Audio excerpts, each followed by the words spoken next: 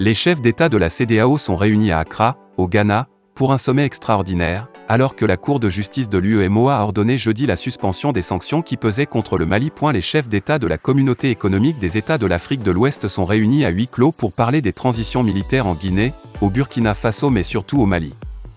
Le président malien de la transition, le colonel Assimi Goïta, a été invité mais il a décliné et s'est fait représenter. Cette rencontre a lieu alors que la Cour de justice de l'UEMOA a ordonné jeudi la suspension des sanctions qui pesaient contre le Mali.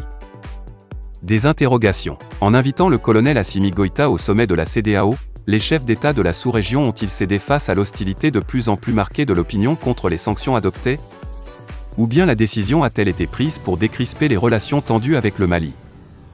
Autant de questions que le sommet suscite. Assimi Goïta, le président de la transition au Mali. Mais pour Fodié Tandjigora, maître de conférences en sociologie à l'université de Bamako, la présence d'Assimi Goïta n'est pas une grande surprise. C'était d'abord le cadre politique qui exigeait cela, c'est-à-dire que c'était une réunion entre chefs d'État et un ministre ne pouvait pas le remplacer. Ce que beaucoup disent c'est qu'on va vers le dénouement de la situation d'embargo au Mali et la nouvelle de l'UEMOA a été considérée comme précurseur de la réunion d'aujourd'hui, précise Fodié Tandjigora qui rappelle également que les sanctions pèsent plus sur les populations que les dirigeants. Avant la tenue de la réunion, un ministre des Affaires étrangères de la sous-région confiait à la DW s'attendre à une levée partielle des sanctions. Peut être un début de décrispation.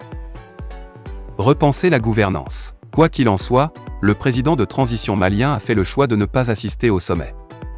Une décision qui semble respecter la volonté de son opinion publique selon Boubacar Ba, directeur du Centre d'analyse sur la gouvernance et la sécurité au Sahel qui estime par ailleurs que l'objectif du sommet ne semble pas vraiment précis. Boubacar Ba pense par ailleurs que l'ordonnance de la Cour de justice de l'UEMOA a affaibli la position de la CEDEAO. Il y a un affaiblissement bien sûr mais le plus difficile aujourd'hui c'est la crédibilité de la CEDEAO qui est en jeu. Il y a beaucoup d'acteurs qui se demandent aujourd'hui pourquoi ces sanctions et cette position. Cette crise malienne doit emmener la CEDEAO à repenser sa vision des sanctions et revoir aussi sa vision de la gouvernance, explique-t-il. Que ce soit au Mali, en Guinée ou au Burkina Faso, les deux autres pays où les militaires qui ont pris le pouvoir ont ouvert une transition, des incertitudes planent toujours sur leur volonté de céder rapidement la place aux civils, aux grands.